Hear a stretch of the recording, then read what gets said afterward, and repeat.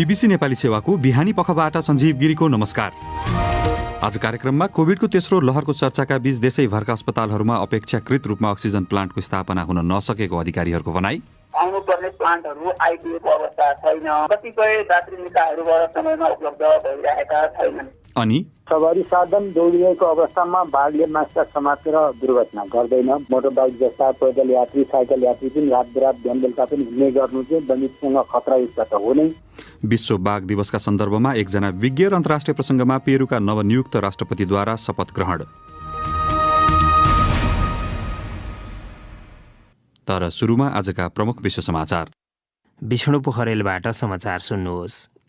अमेरिकी संसदको माथिल्लो सदन सिनेटले करिब $1 ट्रिलियन एउटा पूर्वाधार सम्बन्धी विधेयकलाई प्रक्रियागत मतद्वारा पारित गरेसँगै त्यसका लागि खडा भएको भनिएको मुख्य रोकावट अन्त्य भएको छ। अब उक्त कार्यक्रमबारे औपचारिक बहस सुरु हुनेछ। त्यो कार्यक्रम राष्ट्रपति जो बाइडनको मुख्य प्राथमिकता मध्येको एक हो। यसअघि महिनौको कुराकानीपछि रिपब्लिकन र डेमोक्र्याटहरूले उक्त विधेयकको मुख्य प्रावधानहरूमा उनीहरू सहमत बनेको बताएका थिए। पेरुका नयाँ वामपन्थी राष्ट्रपति पेद्रो कास्टियोको शपथ ग्रहण भएको छ। कार्यभार सम्हालेसँगै उनले गरिबी घटाउने र कोरोना भाइरस महामारीलाई नियन्त्रण गर्न जनस्वास्थ्य प्रणालीलाई सुधार गर्ने वाचा गरेका छन्। उनी पूर्व प्राथमिक विद्यालयका शिक्षक हुन् र ग्रामीण समुदायबाट आएका हुन्। उनले इतिहासमै पहिलो पटक देशलाई कुनै किसानले नेतृत्व गरिरहेको बताएका छन्। आफ्नो सुरुवाती मन्तव्यमा उनले पेरुले स्पेनी उपनिवेशबाट स्वतन्त्र भएको 200 वर्ष मनाइरहेको कुरालाई स्मरण गरे र उपनिवेशकारी शक्तिलाई सदियौँदेखि गरिब र आदिवासीमाथि भेदभाव गरेको आरोप लगाए। उनले निजी क्षेत्रलाई सम्मान गर्ने तर भ्रष्टाचार र सहुलियतलाई नियन्त्रण गर्ने तथा पेरुका उच्च प्रतिफलयुक्त खानीलाई नियमन गर्ने बताए। नाइजेरियाका धर्मगुरु इब्राहिम जकजकीका समर्थकहरू 5 वर्षभन्दा बढी समयदेखि जेलमा रहेका उनको रिहाईको खुसियाली मनाइरहेका छन्। उत्तरी राज्य कादुनाको एउटा अदालतले ती सिया धर्मगुरुलाई नाइजेरियामा इस्लामिक आन्दोलन गराएको सबै आरोपबाट मुक्त गरिदिएको छ। श्रीमतीसहित उनीमाथि हिंसालाई प्रोत्साहन गरेको र आफ्ना समर्थक तथा सुरक्षाकर्मी बीच झडप हुने गरी गैरकानुनी रूपमा समर्थकहरूलाई भेला गराएको आरोप लगाइएको थियो। टिग्रे क्षेत्रको लडाईँ नजिकैका क्षेत्रहरूमा फैलिएको पछिल्लो सङ्केतका रूपमा इथियोपियाको अम्हारा क्षेत्रमा कडा लडाईँ भइरहेको खबरहरू आएका छन्। अम्हाराका अधिकारीहरूले सङ्घीय सैनिकहरू र अम्हारा क्षेत्रीय फौजले टिग्रे पिपुल्स लिबरेसन फ्रन्ट अर्थात् TPLF-सँग लडिरहेको बताएका छन् र ट्युनिसियाका राष्ट्रपति काइस साइदले राष्ट्रिय टेलिभिजनका प्रमुख मोहम्मद लसाद दाहेजलाई बर्खास्त गरेर अर्को एक व्यक्तिलाई अस्थायी रूपमा नियुक्त गरेका छन्। उनले गत सप्ताहन्तमा संसदलाई निलम्बन गर्दै प्रधानमन्त्रीलाई हटाएर कार्यकारी र न्यायिक अधिकार आफूमा लिएका थिए। यो बीबीसी नेपाली सेवा हो।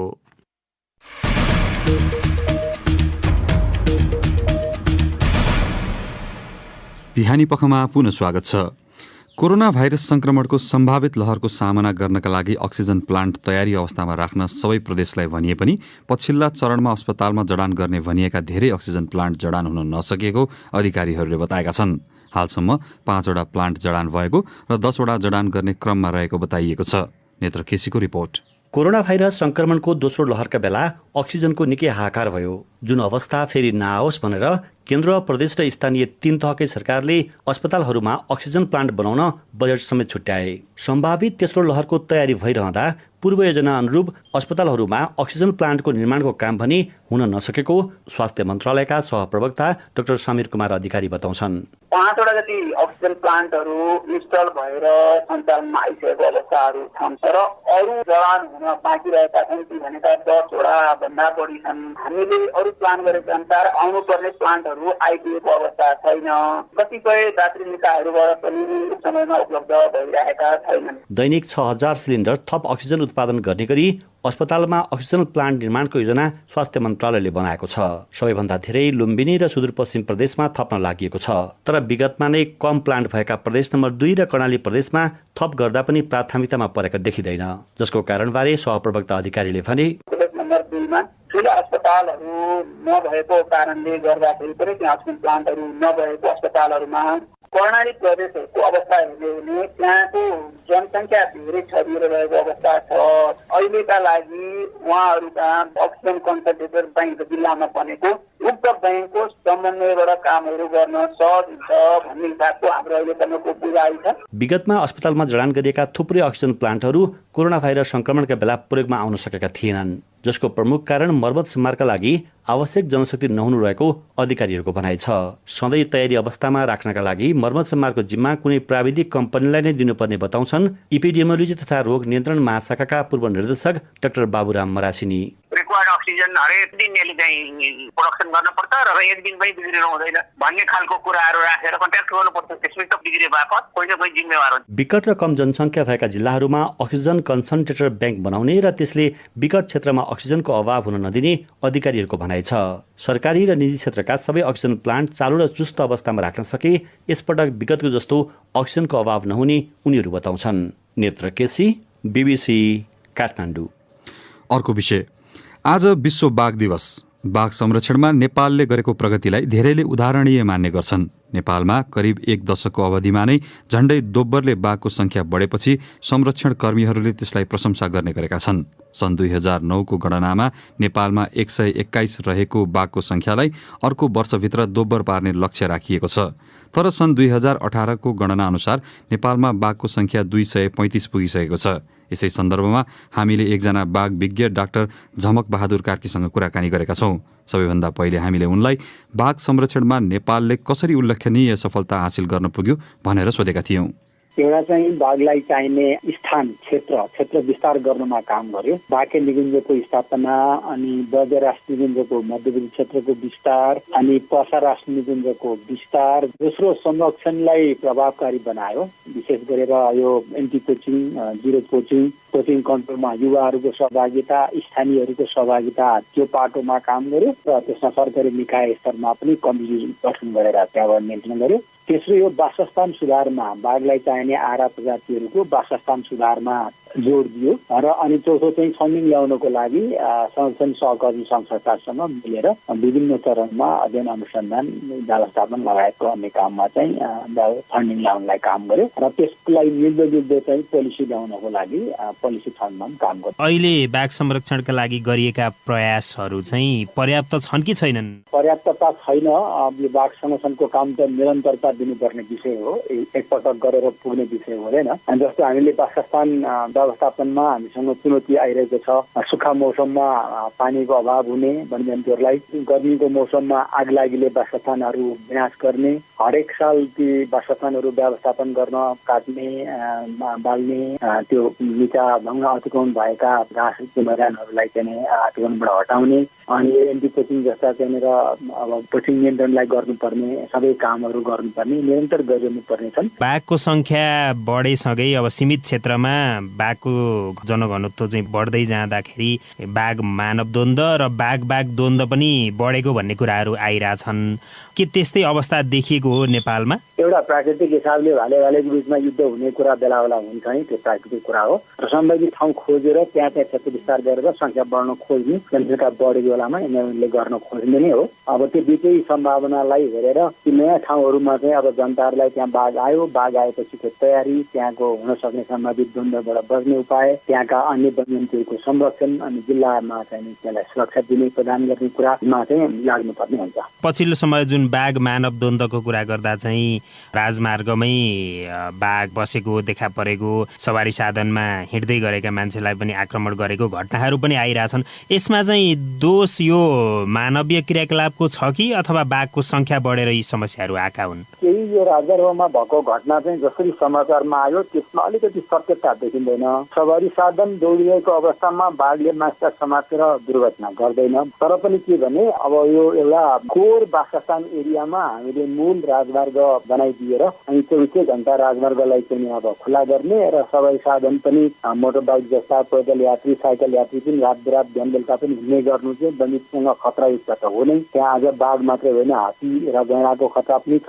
त्यसले गर्दा यी सम्भावनालाई चाहिँ अब हामीले कि त मान्छेले यातायात गर्ने बाटो वैकल्पिक बाटोतिर मान्छेहरूलाई चाहिँ डाइभर्ट गर्नुपर्छ। त्यहाँ चाहिँ ठुला सवारी साधनहरू मालवाहक साधन मात्रै त्यस्ताहरूमा हिँडाउने, अन्य बाटोबाट चाहिँ मान्छे सवारी साधनहरू हिँड्ने पैदल र साइकल मोटरसाइकल चाहिँ हिँड्ने गर्नुपर्छ जस्तो लाग्छ मलाई। उनी थिए एकजना बाघ विज्ञ झमक बहादुर कार्की साथी विष्णु पोखरेलसँग कुरा गर्दै। अब एउटा अन्तर्राष्ट्रिय प्रसङ्ग। लामो र तनावपूर्ण निर्वाचन प्रक्रिया पश्चात पेद्रो कास्टियोलले पेरुको राष्ट्रपतिका रूपमा शपथ लिएका छन्। उनको विजयले राजनीतिक रूपमा गहिरोसँग विभाजित र महामारीले नराम्ररी प्रभावित पेरुका राजनीतिक तथा व्यापारिक उच्च वर्गलाई स्तब्ध पारिदिएको छ। बीबीसी विवरणमा आधारित एक रिपोर्ट सुनौ विष्णु पोखरेलबाट। पेरुको एकदमै गरिब इलाकाको एउटा सानो गाउँमा जन्मिएका पेद्रो कास्टियोले खेतीपातीमा आफ्ना निरक्षर मातापितालाई सघाउँदै हुर्किएका थिए। बाल्यकालमा उनी विद्यालय जानका लागि 2 घण्टाभन्दा बढी हिँड्नु पर्थ्यो। अन्ततः उनी एउटा विद्यालयको शिक्षक बने र उनले 25 वर्ष त्यसमा काम गरे। उनी शिक्षक युनियनको नेता बने। नेतृत्वमा तेजस्वी वृद्धिका साथ राष्ट्रपति कार्यालयको कुनै अनुभव बिनै यस वर्ष उनी पेरुको राष्ट्रपति चुनिए। कार्यभार सम्हालेसँगै उनले गरिबी घटाउने र कोरोना भाइरस महामारीलाई नियन्त्रण गर्न जनस्वास्थ्य प्रणालीलाई सुधार गर्ने बाचा गरेका छन्। बिहानी पखको अन्तिम विषय। बजार विस्तारसँगै दूधको माग बढ्न थालेपछि जुम्लाका किसानहरूले व्यावसायिक भैँसी पालन मार्फत मनग्य आम्दानी गर्न थालेका छन्। सुरुमा एउटा भैँसी पाल्ने गरेका उनीहरूले अहिले 5 देखि 14 वटासम्म भैँसी पाल्दै आएका छन्। यसरी व्यावसायिक भैँसी पालन गर्दा घर खर्च चलाएर मासिक 50,000 देखि 1 लाख रुपियाँसम्म बचत गर्न सफल भएको उनीहरू बताउँछन्। सुनौ जुम्लाबाट कृष्णमाया उपाध्यायको यो रिपोर्ट। दैनिक जसो एकजनाले 40 देखि 50 लिटरसम्म दूध बजारमा ल्याउने गरेको किसानहरूले बताएका छन्। भैँसी पालन व्यवसाय सुरु गरेदेखि बालबालिकाको पढाइ खर्च गर्नुका साथै अन्य घरायसी खर्च चलाउन सहज भइरहेको छ भन्छिन् जुम्लाको गुठीचौर गाउँपालिकाको वडा नम्बर 5 की जानकी धिताल। अर्का माग्नुभन्दा आफै व्यवसाय गरेर खाने हो, आफ्नै खुट्टामा उभिने हो भन्ने। खाना पनि आफ्नो मजाले अर्ग्यानिक खाना पाइएको छ। जुम्ला सदरमुकाम नजिक भएको हुनाले दूध र दूधबाट बनेको अन्य परिकारले पनि राम्रो मूल्य पाउन थालेपछि आफूहरूलाई सहज भइरहेको बताउँछिन् जुम्लाकी अर्के किसान राधिका धिताल। फाइदा जो ठिकै भइरहेको दही दूध बेचेर घर खर्च अब बच्चाबच्ची पढाउनको लागि मलहरू वर्षमा 4-5 लाख जति हुन्छ खाइपिएर। पहिला कमाईको लागि भारत तथा नेपालका अन्य जिल्लामा जानु परे पनि अहिले व्यावसायिक रूपमा भैँसी पालन गर्न थालेपछि कमाईको लागि भौतारिनु नपरेको बताउँछन् जुम्लाका अर्का किसान विष्णु धिताल। अहिले 80 माना 100 माना मात्र कटाएको त्यो नै 110 माना हुने थियो। 10 माना हामीले के गरेर खानु पर्यो कि मै बाहेक अरू विकल्प हामीसँग छैन। जिल्लामा आवश्यक पर्ने दूधको उत्पादन बढाउन र भैँसी पालन व्यवसाय गरेर महिलाहरूलाई आत्मनिर्भर बन्न सघाउने उद्देश्यले 50% अनुदानमा भैँसी वितरण गरिँदै आएको बताउँछन् पशु सेवा शाखा गुठीचौरमा कार्यरत पशु विकास अधिकृत ध्रुवराज गिरी। पारिवारिक जीवनलाई आत्मनिर्भर बनाउनको लागि कुपोषणबाट मुक्त गरेर पौष्टिक जन्य पदार्थ आपूर्ति गर्नु पनि विशेष फोकस गरेर हामीले चाहिँ संलग्नता गराएका छौँ। दूध मात्रै नभएर दूधबाट बनेका अन्य परिकारबाट समेत आम्दानी गर्न सक्ने भएकाले यस सम्बन्धी सम्बन्धित निकाय मार्फत थप ज्ञान र सिपको आवश्यकता रहेको किसानहरूले बताउँदै आएका छन्। वार्षिक रूपमा प्रति व्यक्ति 91 लिटर दूधको आवश्यकता पर्ने भए पनि देशभरको तथ्याङ्कलाई केलाएर हेर्दा वर्षमा प्रति व्यक्ति 48 लिटर र जुम्लामा 44 लिटर मात्रै दूध पुगेको हुनाले अझै दूधको उत्पादन बढाउनु पर्ने देखिएको पशु अस्पताल तथा पशु सेवा कार्यालय जुम्लाले जनाएको छ। कृष्णमाया उपाध्याय, बीबीसी जुम्ला।